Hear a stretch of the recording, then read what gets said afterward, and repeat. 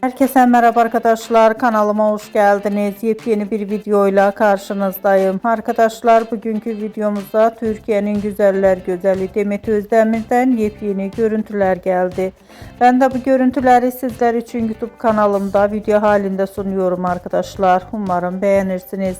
Videomu beğendiyseniz kanalımı izlemeyi ve bildirim butonuna basmayı unutmayın.